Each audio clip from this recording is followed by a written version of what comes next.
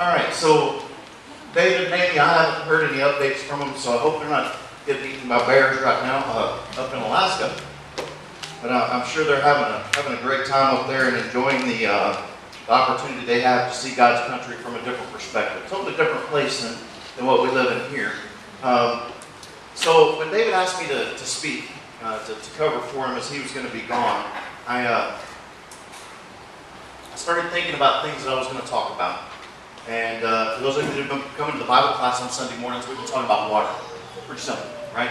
Not a whole lot of complicated stuff to do with water. But as we've continued to peel it apart in our Bible classes, we looked at example after example after example of how water has been such a critical key player in so many life-changing events throughout the history. And as I continued to think about that, I started thinking about the other things that are in our lives that we tend to see and we take for granted. Okay, so water, we don't think about how big of an impact it has. Clouds.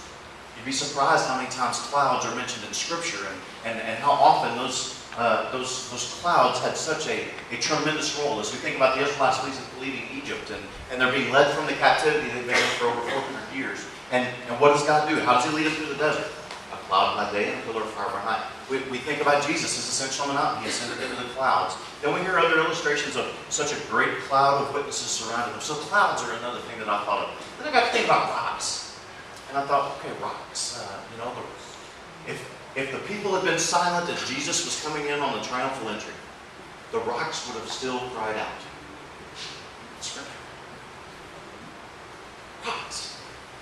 Throughout the Bible, we see so many examples of how natural occurring things that are around have been used to help convey the message of the kingdom.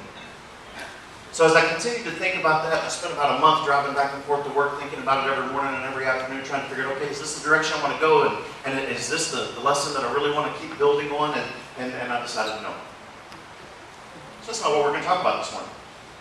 But at least you're going to think about it now, aren't you? So what I do want to talk about, and after all the thinking and the preparing that I've been getting my mind ready for, where I ended up with is the story of a guy named Stephen. And more importantly, the story of a guy named Saul. And so we're going to take a few minutes and I'll just tell you up front, I've got a lot of scripture that I'm going to read. So there's not going to be a whole lot of commentary coming from me for a few minutes. I want to get some scripture out there in front of you that is going to help set the stage. But there's a very clear message that I think that we will take away from this morning as we think about the conviction. And we ask ourselves the question, am I holding on to the coat? Let's read together. We're going to start in Acts chapter 6. If you have your Bibles with you and you want to turn there, then we'll be in Acts chapter 6. And we're going to begin in verse 8.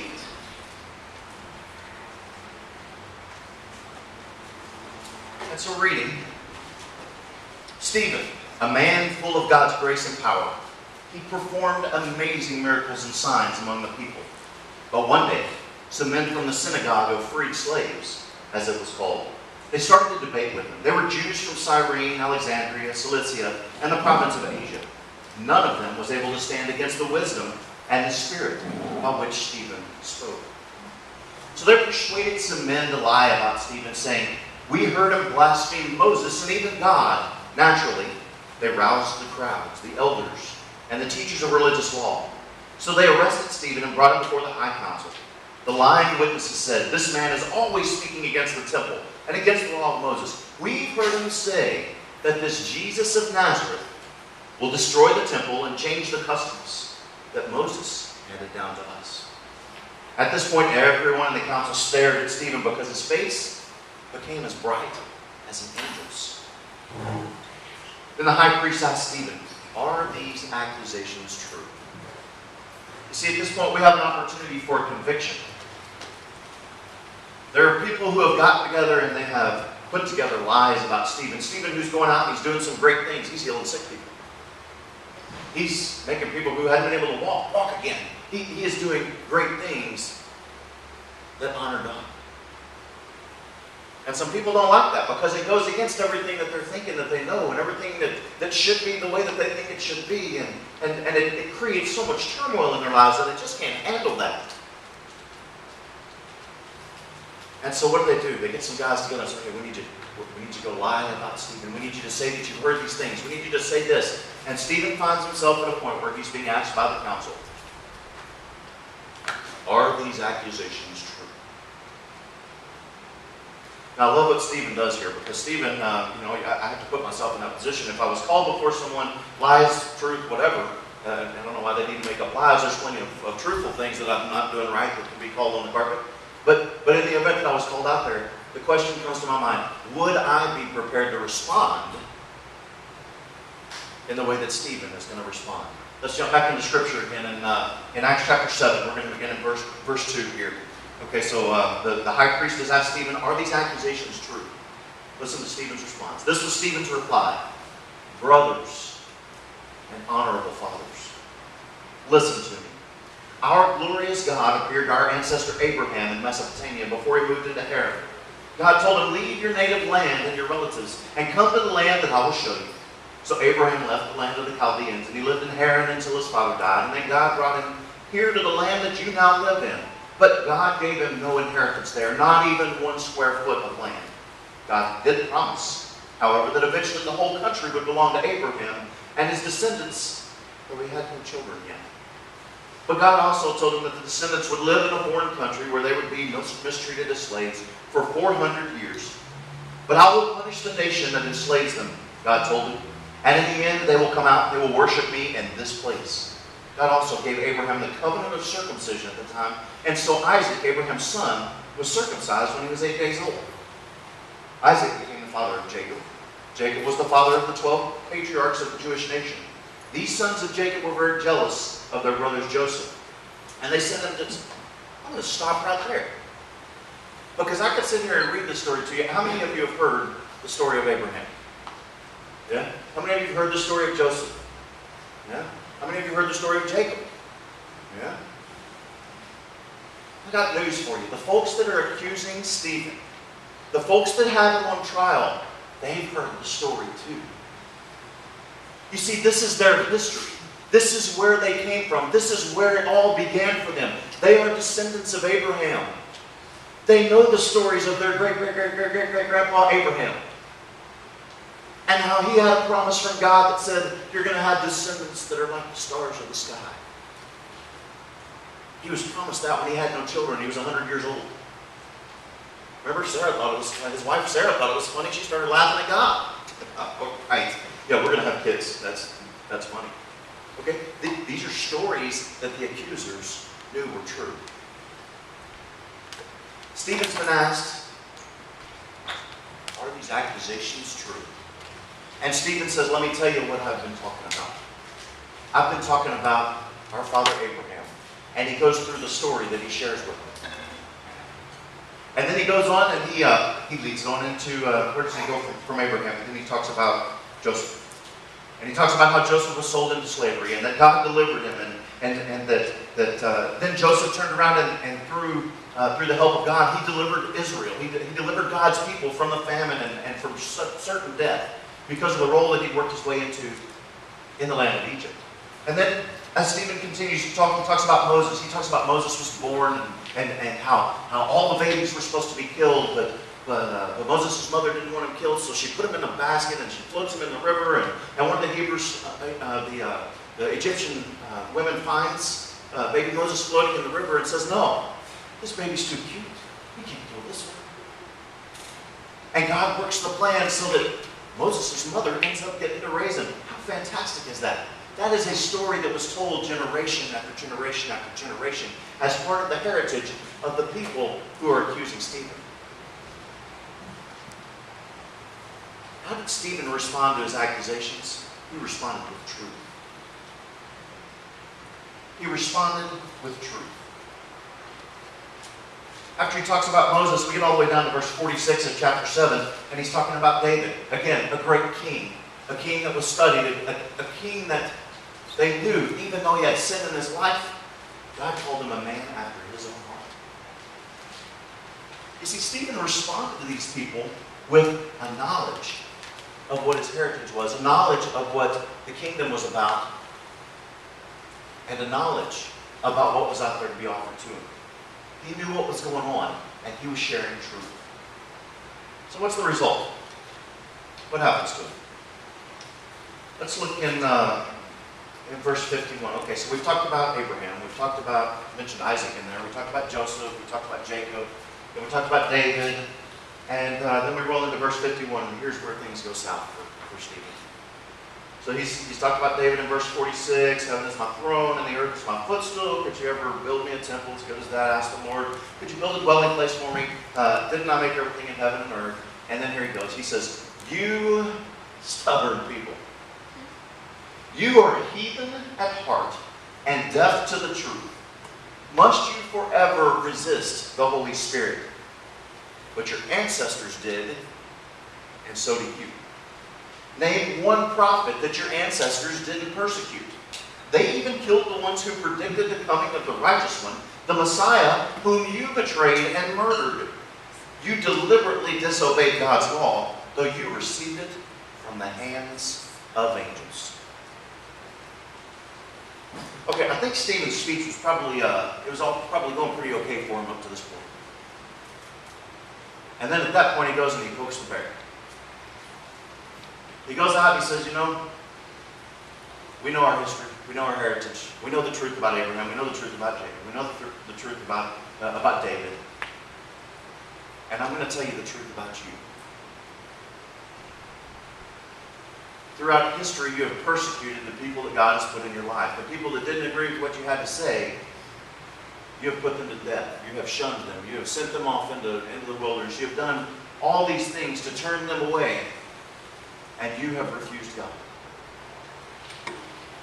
They didn't like hearing that. They didn't like hearing that because they were called on the carpet and they were convicted. They turned the tables on him, though. And so as Landon read for us in... and what verse was that, 57 and 58? Yeah. Verse 57 and 58. It says, then they put their hands over their ears, and drowning out his voice with their shouts, they rushed at him. They dragged him out of the city, and they began to stone him. The official witnesses took off their coats and laid them at the feet of a young man named Saul. We could probably stop there and say, this is quite a lesson. This is a man who knew the truth, and he was willing to stand up for the truth, and he was willing to call things as he saw them. And we should go out with such fervor and such zeal and such an approach where we know what the truth is, and we're not afraid to call it out. We're not afraid to show that truth to the world, and that would be a great lesson. But here's the thing I want to go to. I want to focus in on the very last words of verse 58. They dragged him out of the city and began to stone him. The official witnesses, they took off their coat and they laid them at the feet of a young man named Saul. We're going to jump forward to Acts chapter 22 here in just a minute, but I want to do a quick recap. This is what we looked at. Stephen's preaching the truth. He's talked about Abraham, he's talked about Joseph, he's talked about Moses, he's talked about David, and then he talks about them. We're going to go to Acts chapter 22, so if you're following in your Bibles, if you'll turn over to Acts chapter 22. There's a continuation of this story. In Acts chapter 22, Saul, we'll do a quick recap. Saul, he's on his way to Damascus. Okay, Saul's been out persecuting Christians. He's been out killing Christians that he could find anywhere, and he's blessed in doing that by the council. The church has said, "Yeah, go get him, boy," and he's going out and getting them, boy. And he's putting a hurting on Christians all throughout the land. And on his way to Damascus, a bright light shines, and we all know this story as well, I think. The bright light shines down, and it blinds Saul. And he hears a voice. He says, "Saul, are you persecuting me?" And Saul says, "Who are you, Lord?" And the voice says, "I'm Jesus, whom you're persecuting." Okay, so Saul spends 3 days after that. He's in recovery, and he's sitting in an attic, in an upper room at this guy's house, and all of a sudden he's praying throughout these 3 days, and just praying fervently, and the scales fall off of his eyes, and he's able to see, and God tells him, "I'm changing your name to Paul," and then Paul goes through and becomes just as fervent and zealous and eager to do the right thing as he was to do the not right thing. Okay?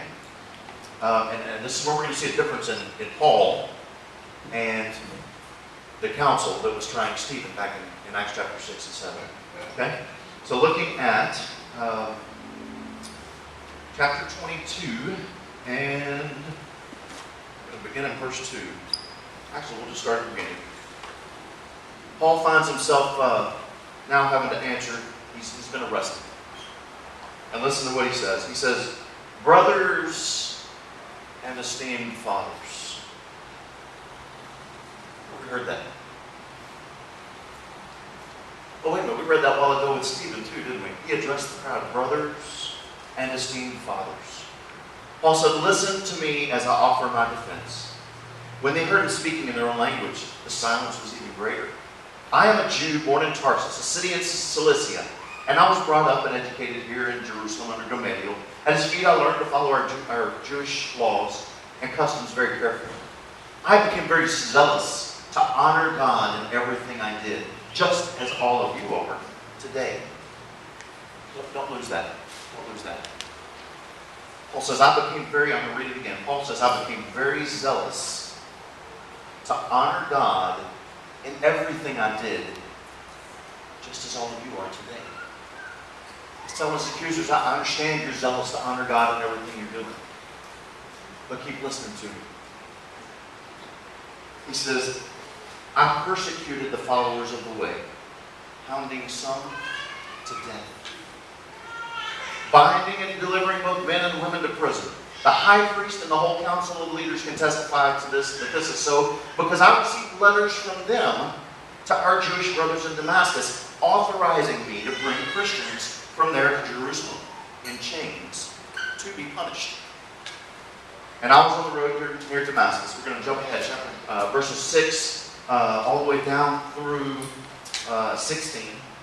We're going to come back to that in just a minute, as he does a little flashback here. He's going to flash back to his walk on the road to Damascus. Let's jump to 17. It says, one day after I returned to Jerusalem, I was praying at the temple and I fell into a trance. I saw a vision of Jesus saying to me, hurry, leave Jerusalem, for the people here won't believe you when you give them your testimony about me. But Lord, I argued, they simply know that I'm in prison and beat those in every synagogue who believed on you. And when your witness Stephen was killed, I was standing there agreeing. I kept the coats they laid aside as they stoned him. Paul's admitted to a lot of things. He's admitted to a whole lot of things that were very generic and very, yes, I killed a lot of Christians and I took a lot of women and children and men and I took them away from their home and I brought them in to be brought into prison and you know, there are people that suffered and it's all very generic. Until right there where he finally comes to the point where he specifically calls out Stephen that we read about in chapter 7. He killed people.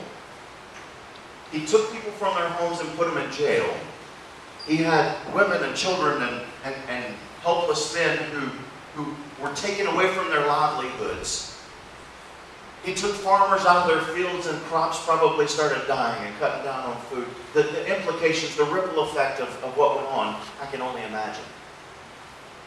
But when Paul calls out Stephen by name, it becomes very personal. When Paul calls out Stephen by name and he says, I held the coats. Wait a minute. You killed people or you held coats. Killing people sounds worse. You put people in jail or you held some coats. You put people in jail might sound worse. I think Paul sees it that way. Paul saw himself as someone who was very learned in the Scripture. We're going to run all these up here.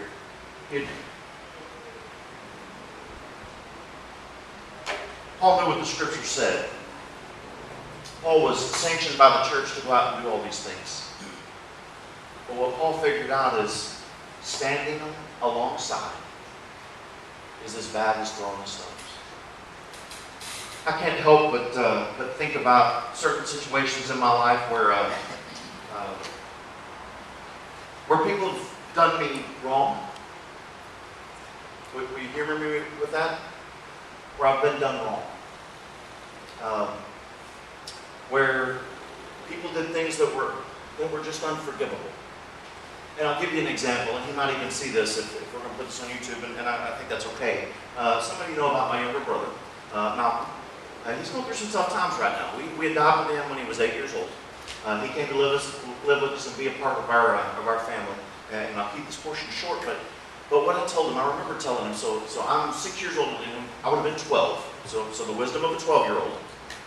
I had Malcolm cornered before the adoption was all set up, and I said, all right, Malcolm, we need to have a little talk. I said, my dad, Jerrod Duggan, has a name that is a very good reputation. His name is respected across the community, across the churches of Christ throughout all Texas and pretty much the lower south central part of the United States. And pretty much anyone who knows Jerrod Duggan, they know that is a name that rings very loudly with a good thing. Now we're going to take you into our family, young Malcolm, and we're going to make you a part of the Duggan clan. And you're going to get to wear that same name of Duggan, which just incites angels' voices every time it's uttered. Don't mess it up. So 12-year-old to 6-year-old, or I guess 14-year-old to 8-year-old, because it was right before the adoption. So I'll try to keep the story truthful for the most part. But that was the conversation I had with him. Okay, we fast forward a few years, and Malcolm finds himself getting done with high school and moving on. He ends up joining the Navy, and the Navy doesn't work out for him, and he gets himself into some trouble, and then he goes to try to go to college, and a junior college, and things don't work out with that, and he gets evicted from the place he's living, and it just goes on and on and on and on and on. It reached the point where I talked to him so many times and told him, man, you got to get your act together. Don't you remember when you were 8 and I told you not to mess up Dad's name? That's exactly what you're doing. Get it together.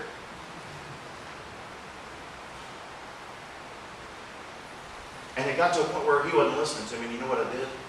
I shut him out. You may wear the name Duggan, but you're not going to be a part of my family. I will not have anything to do with you. I will not communicate with you. Don't bother calling me. Don't bother texting me. Don't bother sending me a Christmas card. Don't bother trying to have interaction with me. Because you have removed yourself from my family. And those of you that have heard that story before, you know how I come back to that story is how arrogant. How can I be so arrogant?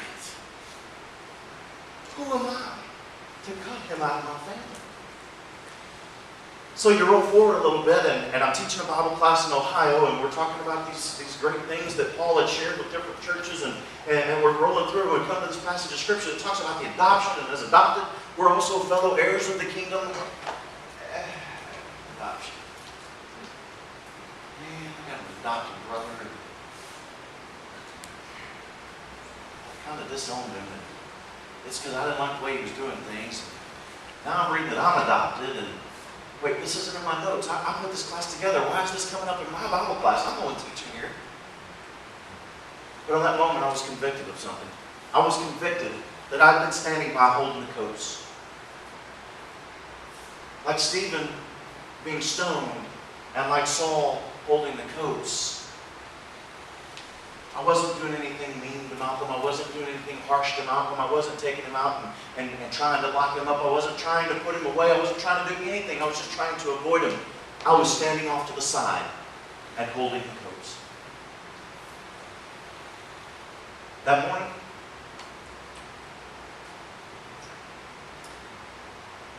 I left Bible class. I went home and I called him. And I apologized. I said, "Now, can you forgive me? Can you forgive me?" I was like, "Sure." Keep Malcolm in your prayers, because he's going through some trouble right now. And he's working hard to get his life back on order. Don't stand by him. That's not the role that God has in store for us. Saul figured it out when? If you go back to chapter 22, verses 6 through 16, you're going to see when Saul figured it out. When Saul quit holding the coats was when he met Jesus. He's walking on the road to Damascus. He met Jesus, and he put down the coats. He accepted responsibility for the actions that he'd been involved in. He accepted the fact that he had done things that had caused a lot of hurt and a lot of harm to a lot of people. It was when he met Jesus. All right, so what does this mean to us? How do we take this and get a practical application to it? So here's what I think we need to do.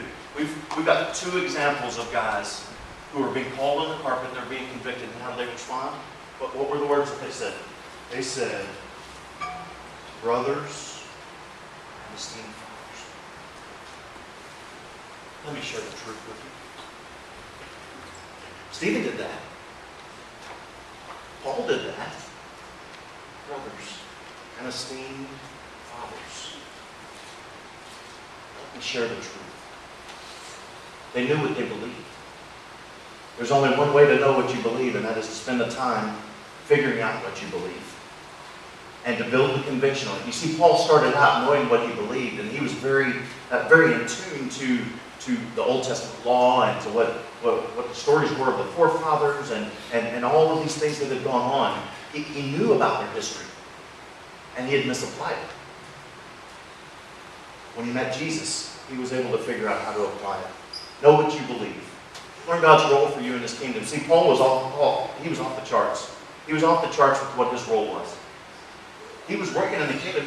If you recall, we read, he said, I was zealous. I was zealous to honor God in everything that I did, just like you guys were doing. This is what he's telling the council. I was zealous to honor God. But I was doing it wrong. Know what God's role is for you in His kingdom.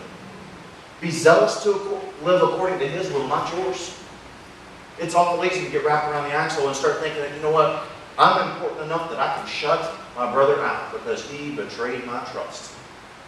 I allowed him to be adopted into my family, and because of the power that I wield by allowing him to be a part of that family, I also have the power to excommunicate him from my family. Let's not get arrogant. You know, there's a God who created us. He's got a son named Jesus that He sent from heaven to come down to this earth and to die on a cross so that we could be adopted and attain that inheritance. He's never shut me out. He's never revoked my adoption. Let's not get to a point where we think we have enough power that we can go out and revoke the adoption, whether it's an adoption of a family member or the adoption that we share together, because we are fellow heirs of the kingdom. Know what you believe. Learn God's role for you in His kingdom. Be zealous to live according to His will, not yours. And by all means, find Jesus. The message this morning is to put down the coats. I don't know what coach you're holding on to. You may not be holding on to any coats right now, and that is fantastic.